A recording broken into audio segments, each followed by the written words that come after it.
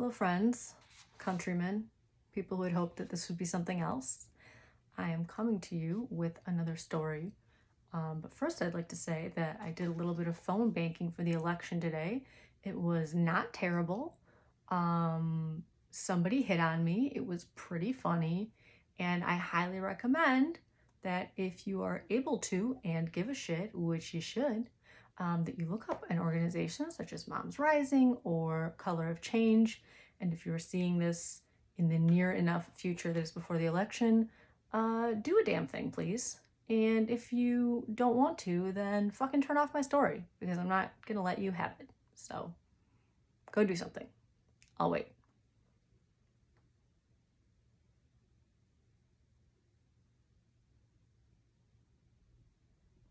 All right, you're really slow. So, honor system. Do a good thing or don't watch this. Or you're already not watching this. Win-win. Okay. I'm going to read you another story from Some by David Eagleman. It's called Encore.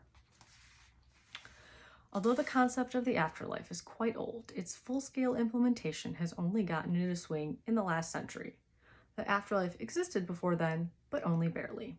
To understand this, you need to be aware that your creators are talented at just that, creation, but they're not involved with the observation and judgment of our actions as we had previously supposed them to be. The creators watch none of the details as our lives unfold. They could not care less. Only afterward do they become interested again, when they have the opportunity to do what they do best, create. At the second stage, they are called recreators, and their goal is to find all available records of your life and create a simulation of you reconstructing all your days. They take it as their challenge to see if they can recover a good likeness of you from the piles of evidence you've left behind. They begin by tracking down your birth, marriage, and death records. For most people, the afterlife started only a few hundred years ago when record keeping began. They then take account of the phone company records, every call you made and to whom. Every credit card purchase is retrieved and analyzed for time, location, and purchase. The recreators analyze every existing frame of video footage on the planet for your every appearance. Buying coffee at a convenience store, standing in front of an ATM withdrawing money, clutching a diploma, walking unwittingly in the background of other people's home videos, eating a hot dog in the bleachers during a basketball game. They're artists of information, and each data point adds a bit more pigment to their accumulating portrait of you. Each detail is marked with a confidence rating for the source and checked for consistency against the other data points. Millions of facts are gathered, facts so richly structured and interconnected that they constitute a hard shell that retains your shape when you disappear from the middle of it. From school records, the recreators closely approximate what pieces of knowledge you had at a particular moment in your life. This information is neatly dovetailed with detailed historical records. They recreate what you were likely to have seen around you each day, and by examining your newspaper subscriptions, they model the world events that would have affected you. From deep within this jungle of data, they can deduce the exact dates of your various relationships, when they began, when they ended, and whether they overlapped. The recreators come to understand you from every form you filled out, every word you typed on the internet, the mail you received from others, why people thank you, who chastises you, what advice your lovers seek, what favors your friends ask, which mailing lists you're on, your tax returns. In previous generations, when you awoke in the afterlife, it was easy to tell that you were merely a simulation because your details were so sparse.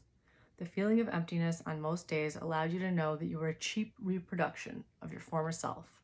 But with today's rich data, the recreators can reconstruct you so seamlessly that your afterlife is essentially a perfect replica of the original. It feels so much like the real thing that in the afterlife you only rarely wonder whether you've lived all this before, haunted occasionally by deja vu, holding a book in your hand and not knowing whether this is the first time or a replay from Ian's past. That's the end of the story. If you don't want to be haunted by regrets about the upcoming election, please do something now. Anything now, for the love of God. Now. This has been your story. If you're not going to participate in the election, there will not be more in the past or the future if we all die of imminent heat death or are too depressed to go on. There will be no more stories. So for my two friends who I already know are doing the most, thank you. And for whatever third person is watching this, kindly do something. Have a day.